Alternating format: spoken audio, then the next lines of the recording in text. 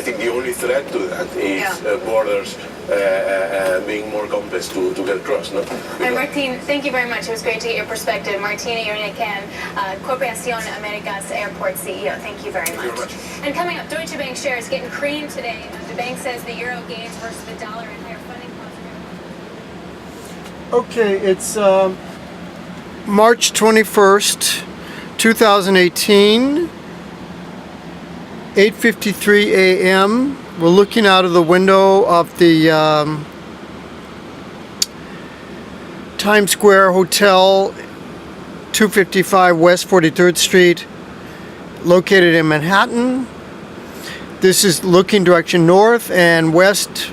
Basically, it's north and west about 20-30 degrees at the twin smokestacks, twin chimneys belonging to, used and operated by John's Pizzeria, located there. Store and restaurant entrance is at 260 West 44th Street.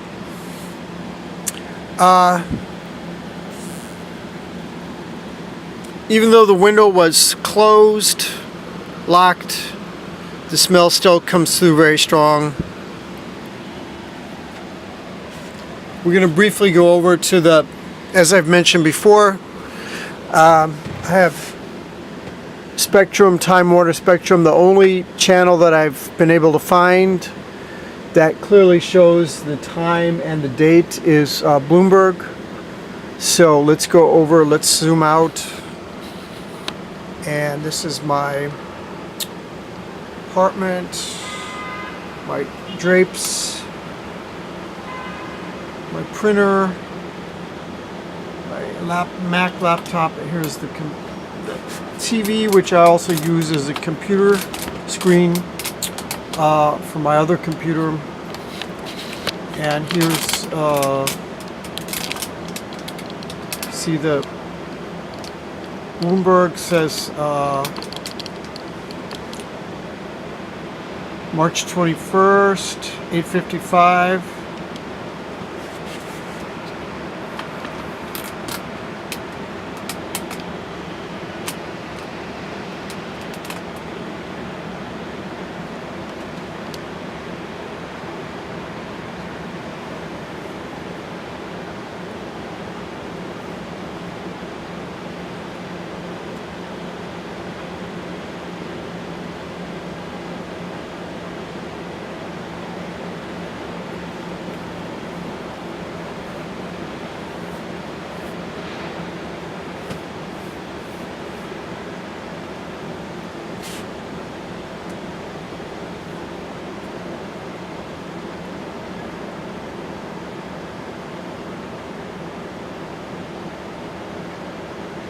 Okay, I've pointed this out before. If you look, this is very unique. If you look at the futures, at the other financial markets, the Nikkei, the SHI, Shanghai, Kospi, whatever that is, the Nifty, all of these values, whatever, oh yeah, the Dow futures with the S&P futures, the Nasdaq futures, the Russell K futures, TSXA futures, VIX.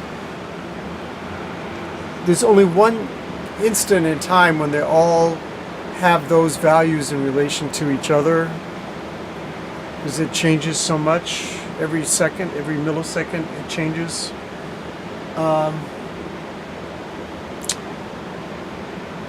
Okay, so let's go back to the smoke.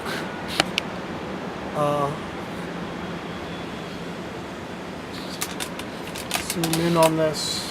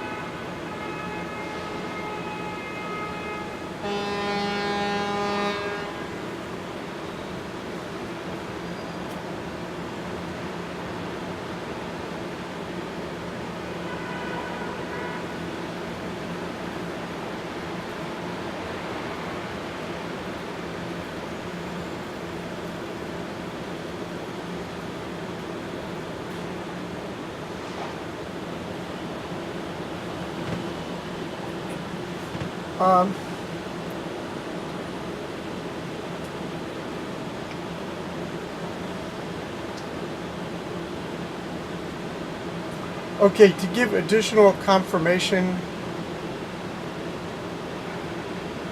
let's see, I'm just double checking. This is another handheld device with a built-in time date stamp. So you see here on the Bloomberg, it says March 21st, 9 a.m., which is the same time that it says here on this device. And they're talking about Facebook. What else? This is Bloomberg Financial News. It's the biggest news now. On a US 10-year. So the Federal Reserve Chairman expected to make few headlines by raising rates at the first meeting. And investors will be listening closely during his news conference, and any hints on whether to expect another 2 or 3 hikes this year. The question, has Wall Street taken sides? We have been looking for 4 hikes this year for quite some time. As I sit here today, the 3 is a reasonably good base case. I think Jay Powell's going to soften us up and let us get ready for the idea that maybe there's going to be more than 3 rate increases. I don't think he's going to guide us toward 4 rate hikes this year. I think that's just going to contribute to greater market volatility. If you were to go to 4 25 basis point rate hikes, I think it would still be gradual. If there's risk to the 3 hikes this year, then it would be 4 rather than 2. And we have had some of the more bolder FOMC participants come out and say that in public, that, well, I think we could definitely do 3 hikes this year. Could it be 4? Sure. Joining me around the table here in New York is Michael Ferrari, JP Morgan Chief US Economist, Paul Richards of Medley Global Advisors President, and George Rusnak of Wells Fargo Investment Institute, the co-head of Fixed Income Strategy. Michael, I want to begin with you. This drift from 3 for 2018 to 4 for 2018. What's your view on that, and how significant would it be? So we share the view that there's a good chance we could go to 4 today. We have had a lot of developments since December, which all are pushing the outlook in a more bullish direction, both for growth and inflation. And we think we heard that from Powell in his Humphrey Hawkins testimony. So, like I said, it's not a slam dunk case. You do need several members to go from looking for 3 hikes to looking for 4 hikes. But given what we've heard, we think there's a good chance that occurs. You see the same thing coming, George? I think longer term, we definitely see rates continuing to go up. Our base case right now is 3 rate hikes this year. So once obviously here in March today, once in June, and then once out of either the September or December meeting, but probably not 4 this year, but it'll happen over the longer term. Paul Richards? 3 today, cautiously hawkish. Yeah. You've got to watch the tone of this guy. He's brand new, he's very CEO-like. You had that very academic style in the past. This guy's very CEO. You saw him at that testimony, and there you can see he's got his troops behind him already, so he's going to be very, very confident. But 3 with the option of 4, they won't go to 4 until June. They need more time. Some people would say he's not been tainted by the University of the Federal Reserve yet, Michael. How long can he maintain that communication style? Okay, I have to I think he'll keep that. shut the windows. It's getting very cold here. I don't want to get you do see him, pneumonia. Embracing the intellectual framework, which is used at the Fed when thinking about the macroeconomics, which is that, generally speaking, when growth is better and unemployment is lower, that probably means you need to hike rates. And so we think that sort of thinking he's embracing that, even though his style will be probably a little more blunt than either Yellen or Bernanke. I want to cross over to Matt Bosa now, our Bloomberg News Fed reporter. Matt, what are you looking for a little bit later today? Yeah, so, that dot plot that everybody's talking about, that's going to be the big thing, right? And then, of course, Jay Powell, his first press conference as Fed chair at 2:30, we're going to kind of get a sense of maybe where his dot is in particular. And everybody, of course, wants to know where his dot is because it's the most important one. And so the question is, when he testified a few weeks ago before Congress, there were really 2 things that came out of it. First of all, he's feeling more